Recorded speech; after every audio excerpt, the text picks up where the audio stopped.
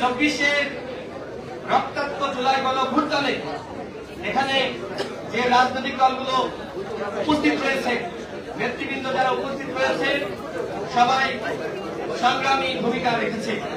এখানে বিএনপির স্থায়ী কমিটির সম্মানিত সদস্য আমির খসরু মাহমুদ চৌধুরী, জামাতের সেক্রেটারি জেনারেল মিয়া গোলাম পরোয়ার, ডাকসুর সাবেক ভিপি, গণ অধিকার পরিষদের সংগ্রামী সভাপতি নুরুল হক নূর, এবি পার্টি সংগ্রামী চেয়ারম্যান মজিবুর রহমান মঞ্জু ভাই, তারা গ্রেপ্তার হয়েছিলেন। একসাথে জাতীয় নেতৃবৃন্দ রিমান্ডের নির্যাতনের শিকার হয়েছেন। জুলাই গণঅভ্যুত্থানে আমরা এক ছিলাম, একতাবদ্ধ ছিলাম, যে কারণে শেখ হাসিনার আমরা পতন ঘটাতে সক্ষম হয়েছি। ইতিহাস বলে আমরা প্রত্যেকটা আন্দোলন সংগ্রামে ফাঁসিবাদী মসনদকে ভাঙার কাজটা সঠিকভাবে করতে পেরেছি, কিন্তু ভাঙ্গার পরে যে গড়ার মিশন, সেই মিশনে আমরা সাকসেস হয়নি।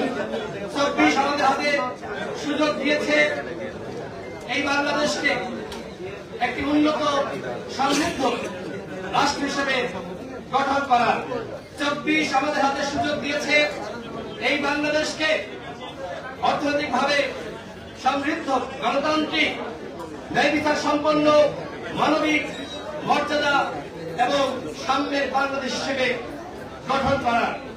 আর যদি আমরা সেই ধরনের ন্যায় বিচারের উন্নত সমৃদ্ধ একটি কল্যাণ রাষ্ট্র হিসেবে বাংলাদেশকে গড়ে তুলতে চাই, সেক্ষেত্রে এই জাতীয় নেতৃবৃন্দ এবং প্রত্যেকটা রাজনৈতিক দল, গণঅভ্যুত্থানের স্টেক হোল্ডার, তাদের একতা থাকার কোন বিকল্প নাই।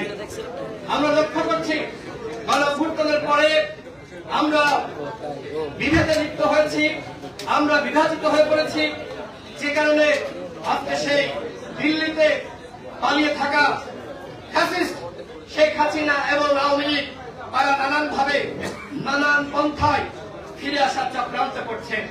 আওয়ামী লীগ যদি ফিরে আসে তাহলে বাংলাদেশে আবারও ফ্যাসিবাদ ফিরে আসবে।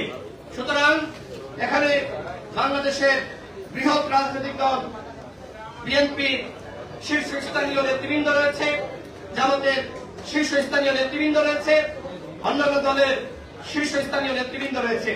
সবার প্রতি গণ অধিকার পরিষদের পক্ষ থেকে উদাত্ত আহ্বান যে আসুন আমরা এক থাকি। আমাদের মত পার্থক্য থাকতে পারে, আমাদের রাজনৈতিক প্রতিযোগিতা থাকতে পারে, কিন্তু আমরা যদি ক্ষমতার দ্বন্দ্বে লিপ্ত হই, আমরা যদি একে অপরকে ঘায়েল করি, আমরা যদি হিংসা বিদ্বেষে লিপ্ত হই, তাহলে এই যে আবু সাঈদ, মুগ্ধ, ওয়াসিমরা জীবন দিল, নতুন বাংলাদেশের যে স্বপ্ন তারা দেখেছে, এই স্বপ্ন কিন্তু নস্যাৎ হয়ে যাবে। সুতরাং এক থাকার কোন বিকল্প নাই। আমাদের দল গণ অধিকার পরিষদের পক্ষ থেকে জুলাই গণঅভ্যুত্থানের পরে আমরা যদি বলেছিলাম এই বাংলাদেশকে একটি সমৃদ্ধ উন্নত রাষ্ট্র হিসেবে গঠন করার জন্য জাতীয় সরকারের কোন বিকল্প নাই। যেহেতু আগামী ফেব্রুয়ারি মাসে নির্বাচন হবে, সেই নির্বাচনের পরে আমরা রাজনৈতিক দলগুলো কিভাবে আমরা জাতীয় সরকারের আদলে সবাই রাষ্ট্র গঠনের ভূমিকা রাখতে পারি, সেজন্য আমাদের দল গণ অধিকার পরিষদের পক্ষ থেকে আমরা বিএনপি, জামাত সহ এখানে যে সকল রাজনৈতিক দলের নেতৃবৃন্দ উপস্থিত আছেন, সবাইকে বিষয়টি ভাবার আহ্বান জানাচ্ছি, অনুরোধ জানাচ্ছি।